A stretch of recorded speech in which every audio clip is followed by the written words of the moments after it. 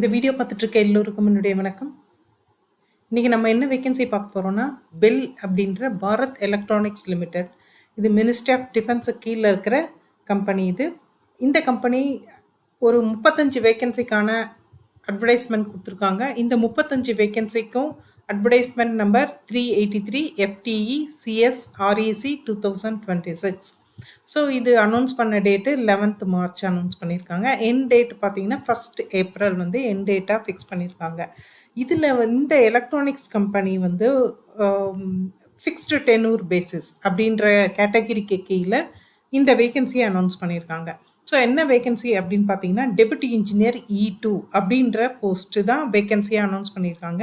இந்த deputy engineer E2 அப்படின்றதுல BE BTech BSc civil engineering படித்தவங்களுக்கும், பிடெக் வந்து ஆர்கிடெக்சர் படித்தவங்களுக்கும், MSc ஹார்டிகல்ச்சர் படித்தவங்களுக்கும் தான் வாய்ப்பு கொடுத்துருக்காங்க. ஸோ ஸ்ட்ரிக்டாக அவங்க வந்து சொல்லியிருக்கிற அந்த ஸ்பெஷலைசேஷன் மாத்திரம் படித்தவங்க அப்ளை பண்ணால் போதுன்றது அவங்க சொல்லியிருக்காங்க. இந்த வேகன்சி எல்லாமே இந்த 35 வேகன்சியும் பார்த்தீங்கன்னா, இது கவர்மெண்ட் ஆஃப் இந்தியா கீழே இருக்க கம்பெனின்றதுனால இதில் பிரேக்கப்ஸும் கொடுத்துட்டாங்க. அன்ரிசர்வ்டுக்கு 16, இடபிள்யூஎஸ்க்கு 3, ஓபிசி என்சிஎல்க்கு 9, எஸ்சி கேண்டிடேட்டுக்கு 5, எஸ்டிக்கு 2 அப்படின்னு பிரிச்சுட்டாங்க. ஸோ இதோடைய பர்சன்டேஜ் ஆஃப் மார்க் நீங்கள் எவ்வளோ வாங்கியிருந்தா அப்ளை பண்ணலாம் அப்படின்னா 60 ஆர் அபவ் 60% வச்சுருந்தா தான் ஃபஸ்ட் கிளாஸ்ன்னு நம்ம மென்ஷன் பண்ணுவோம்.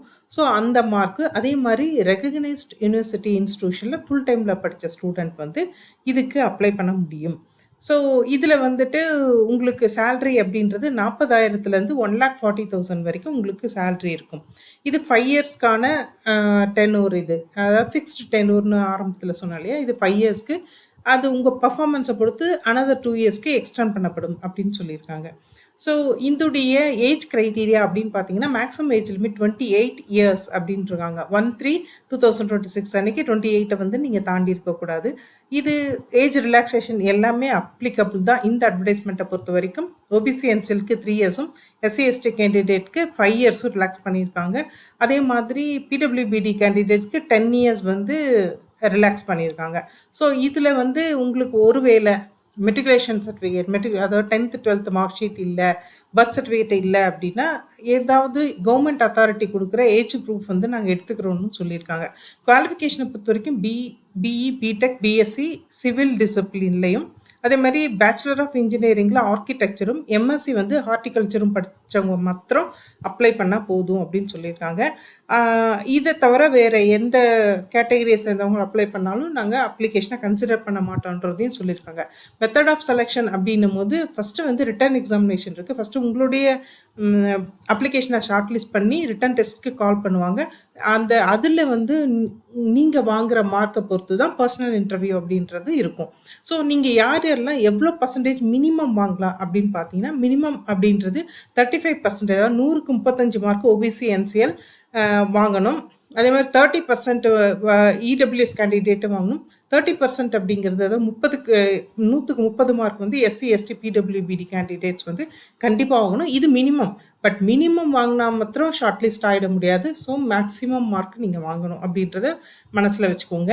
ஸோ இவங்க தான் வந்து இந்த ரிட்டன் டெஸ்ட்டில் இந்த மார்க்கு மெரிட்டில் வரவங்கள தான், அதாவது ஹையர் மார்க்கை தான் ஃபஸ்ட்டு கால் பண்ணுவாங்க இன்டர்வியூக்கு. ஸோ அந்த பேசிஸில் தான் உங்களுக்கு அந்த ஷார்ட் லிஸ்ட் அப்படின்றது இருக்கும். ஸோ இன்டர்வியூ, பர்சனல் இன்டர்வியூ இதை வச்சு தான் செலக்ட் பண்ண போகிறாங்க. ஸோ உங்களுடைய ரிட்டன் டெஸ்ட்டில் 85 மார்க்கும், பர்சனல் இன்டர்வியூக்கு 15 மார்க்கும் வச்சுட்டு 100க்கு நீங்கள் எவ்வளோ வாங்குறீங்க அப்படின்றத பொறுத்து உங்களோட செலெக்ஷன் அப்படின்றது இருக்கும். இதில் வந்து நீங்கள் அப்ளிகேஷன் பார்த்தீங்கன்னா பியூர்லி ஆன்லைன். ஸோ நான் இங்கே வந்து ஒரு http://jobapply.in bell 2026 BNGCSD அப்படின்ற இந்த வெப்சைட் இருக்குது. ஸோ இது வந்து உங்களுக்கு நோட்டிஃபிகேஷனை கொடுத்துருப்பாங்க. இது மூலமாக அப்ளை பண்ணலாம். இல்லைன்னா நீங்கள் வந்து நேராக ஃபஸ்ட்டு போய் நோட்டிஃபிகேஷனை படிச்சுட்டு அந்த அப்ளை லிங்க்லேயும் நீங்கள் அப்ளை பண்ணலாம்.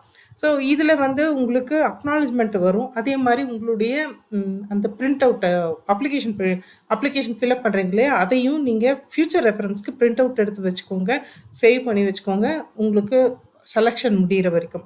அப்ளிகேஷன் ஃபீஸ் அப்படின்றது 400 ரூபா ப்ளஸ் ஜிஎஸ்டி 18% ஜிஎஸ்டி சொல்லியிருக்காங்க. இல்லை யாருக்குன்னா அப்ளிகேஷன் ஃபீஸ் இல்லைன்னு பார்த்தீங்கன்னா ex service man, PWBD, SC ST கேண்டிடேட்ஸ்க்கு அப்ளிகேஷன் ஃபீஸ் நில் அப்படின்னு சொல்லியிருக்காங்க. அதே மாதிரி உங்களோட பேமெண்ட்ஸ், அந்த ஃபீஸுடைய பேமெண்ட் பார்த்தீங்கன்னா எஸ்பிஐ கலெக்ட் அப்படின்ற ஆப்ஷனுக்கு கீழே நீங்கள் பே பண்ணணும். எஸ்பிஐ கலெக்ட் முன்னெல்லாம் நம்ம பேங்க்லலாம் போயிட்டு நம்ம பண்ணுவோம், அப்படி வேண்டாம். இந்த தடவை வந்து அவங்க அதை வந்து ஆன்லைன்லேயே பண்ண சொல்லியிருக்காங்க. ஸோ அதோடைய வெப்சைட்டும் கொடுத்துருக்காங்க இவங்க. இது வந்து அந்த நோட்டிஃபிகேஷன்லேயே இருக்குது. இது இல்லாமல் உங்களுக்கு வந்து அப்ளிகேஷன் உள்ள ஃபில்அப் பண்ண போகும்போதும் இது கிடைக்கும் உங்களுக்கு. ஸோ அந்த இடத்துல இந்த link online SBI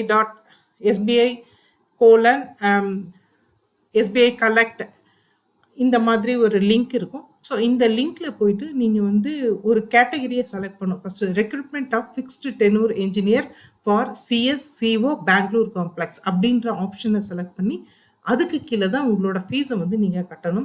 so SBI கலெக்டில் நீங்கள் ஃபீஸ் கட்டுறதுக்கு முன்னாடி ஒரு விஷயத்தையும் வெரிஃபை பண்ணிக்கோங்க. முக்கியமாக உங்களோட இமெயில் ஐடி, ஃபோன் நம்பரையும் கரெக்டாக கொடுங்க. அது இல்லாமல் நீங்கள் அந்த ஃபீஸ் பே பண்ணும்போது அதை வந்து ஒரு ஸ்க்ரீன்ஷாட் எடுத்துக்கோங்க. அக்னாலஜ்மெண்ட்டை பிரிண்ட் எடுத்தும் வச்சுக்கோங்க. ஸோ இது எல்லாமே நீங்கள் வந்து அப்ளிகேஷனோட அப்லோட் பண்ண வேண்டியிருக்கும், இந்த ஸ்கேன் காப்பியை. அதே மாதிரி லாஸ்ட் டேட் அப்படின்றது 1 ஏப்ரல் 2026 முன்னாடி உங்களோட ஆன்லைன் அப்ளிகேஷனை நீங்கள் க்ளோஸ் பண்ணிடணும், அப்ளை பண்ணி முடிச்சிடணும். ஸோ இந்த அஃபிஷியல் இது வந்து bell-india.in இதுதான் வந்து அஃபிஷியல் வெப்சைட். இந்த அஃபிஷியல் வெப்சைட்டில் உங்களுக்கு நோட்டிஃபிகேஷன் இருக்குது. நோட்டிஃபிகேஷனை நீங்கள் சர்ச் பண்ணி எடுத்துக்கலாம். இல்லைனாலும் கீழே கொடுத்துருக்கிறது நோட்டிஃபிகேஷன் லிங்க்கு. ஸோ இந்த நோட்டிஃபிகேஷன் லிங்க்லேயும் நீங்கள் நேராக போய் படிச்சிடலாம். இந்த லிங்க்லேயும் போயிட்டு தான் ஹிந்தி, இங்கிலீஷ் ரெண்டும் சேர்ந்து தான் நோட்டிஃபிகேஷன் இருக்குது. நீங்கள் படிச்சுட்டு அதுக்கப்புறமா அவங்களோட அஃபிஷியல் வெப்சைட்டில் மாத்திரம் அப்ளை பண்ணுங்கள். அப்ளை பண்ணுற எல்லோருக்கும் பெஸ்ட் ஆஃப் லக். அதே மாதிரி இந்த வீடியோ பார்த்த எல்லோருக்கும் ரொம்ப தேங்க்ஸ். நெக்ஸ்ட் வேறு ஏதாவது ஒரு வேகன்சி வீடியோவில் பார்ப்போம். தேங்க்யூ.